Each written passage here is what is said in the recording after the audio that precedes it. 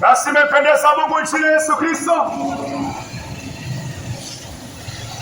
Imempendeza Mungu nchini ya Kristo Yesu ibirie mali yako.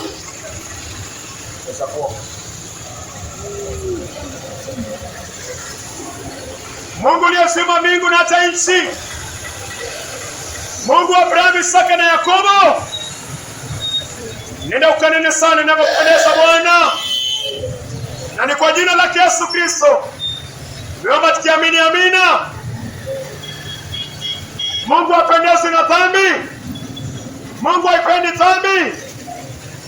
Na kwa hivyo lazima Mungu amwite mwanadamu ageuke kwa njia mbaya. Mwanadamu atubu dhambi zake na eke imani kwa Yesu Kristo. Dhambi ni kama kidonda. Dhambi ni kama kidonda kimeoza mbele za Mungu. Na hata zaidi, kiangalia kitabu cha Ufunuo 21:8.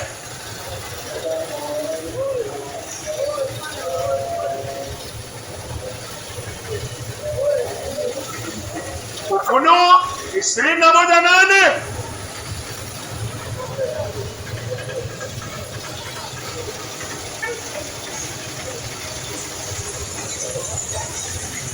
Kitabu cha Ufunuo Revelation 21 mstari wake wa 8. Lakini waoga wasioamini, wachafu,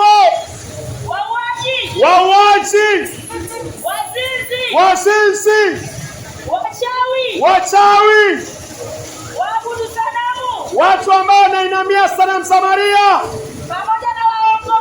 pamoja na waongo wote, mahali pao ni katika lile ziwa liwakalo moto na kiberiti. Hii ndiyo mauti ya pili. Hii ndiyo mauti ya pili. Mungu yuko na ziwa la moto.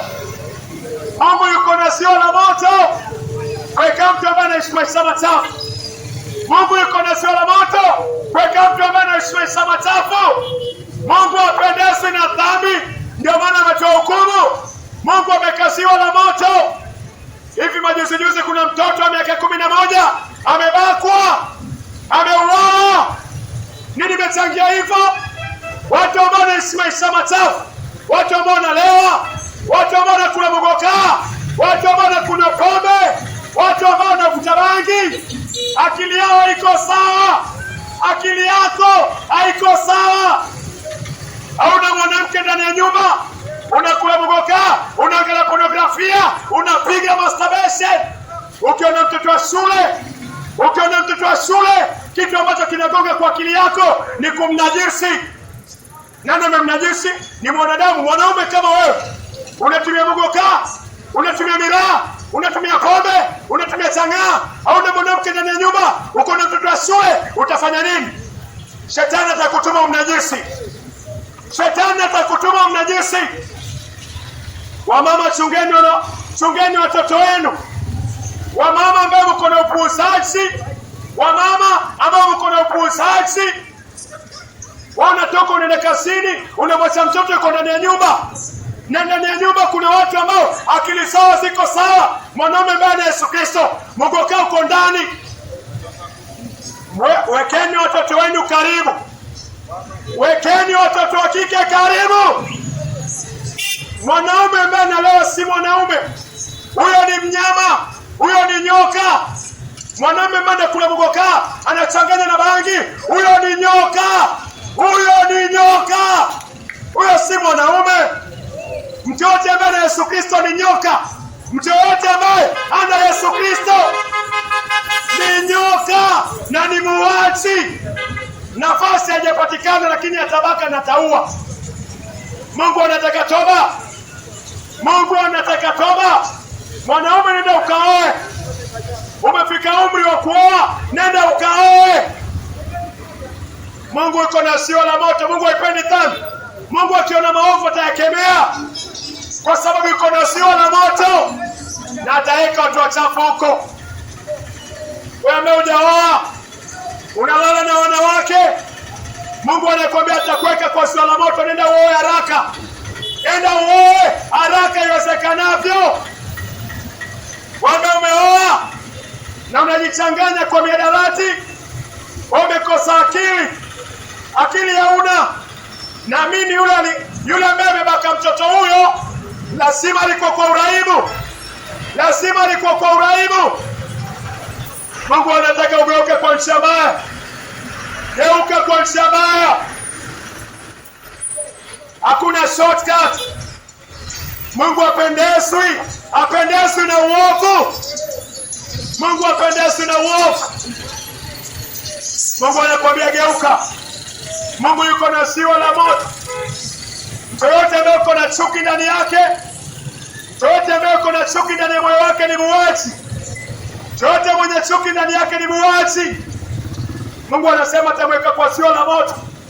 Mungu anasema atamweka kwa siwa la moto. Kaa chini utafakari. Mungu apendezi na uaji. Mungu apendezi na ubakaji. Geuka kwa njia mbaya.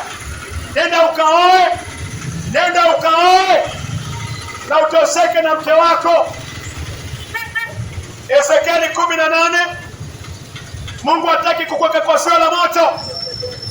Mungu apendezwi na kifo cha mwenye dhambi. Mungu anakuambia solution ni nini? Lazima utubu. Hivyo ndio Mungu anasema. Ezekieli 18:30.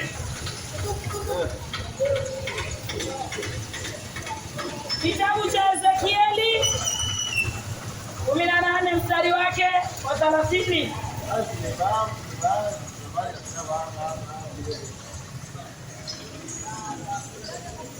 Kwa hiyo nyumba ya Israeli, nitawahukumu. Mungu anasema nitawahukumu Kila mmoja sawasawa na njia zake. Nitawahukumu. Mungu anasema nitawahukumu Kila mmoja. Ni ambaye mnabaka watoto wadogo, Mungu anasema atakuhukumu. Wewe unalala na malaya, Mungu anasema atakuhukumu. Wewe unatuabuka, inakutuma kwenda kubaka watoto wadogo, Mungu anakuambia atakuhukumu mpumbavu wewe. Sawasawa na njia zako. Asema Bwana Mwenyezi. Tubuni. Mungu anakuambia tubu. Geukeni. Kutoka kwenye njia zenu. Na makosa yenu. Ndipo dhambi haitakuwa anguko lenu.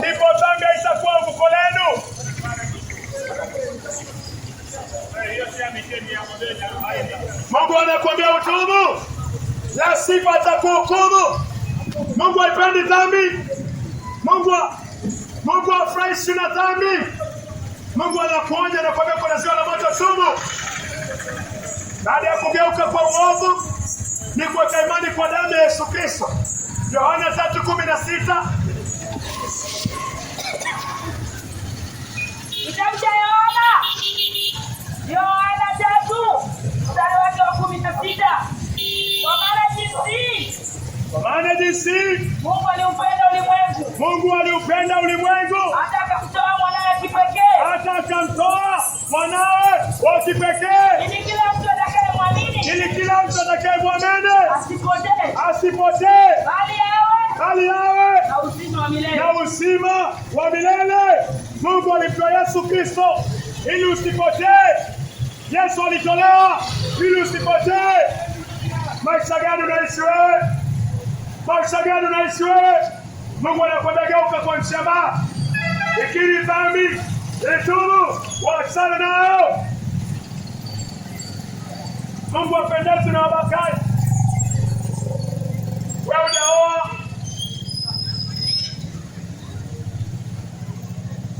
Wewe hujaoa, ufikiri kuoa. Kazi yako ni kula mboga, kazi yako ni kunywa pombe, uko na watoto Masule, kitu ambacho kinagonga kwa akili yako iliyokosa akili ni kunajisi. Aidha, huyu mbakaji kwanza jana tu ni kitu kilikuwa kwa moyo wake.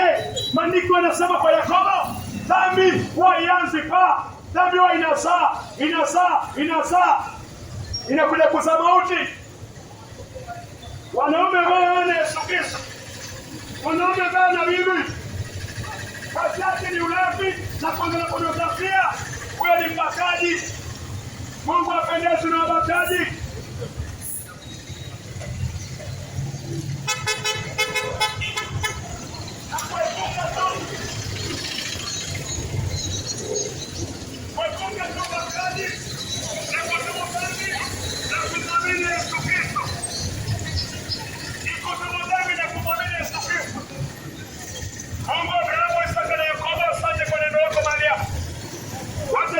Kazi Bwana, nenda ukazidi kutuonya na kupatia toba kwa jina la Yesu Kristo. Tunaomba tukiamini.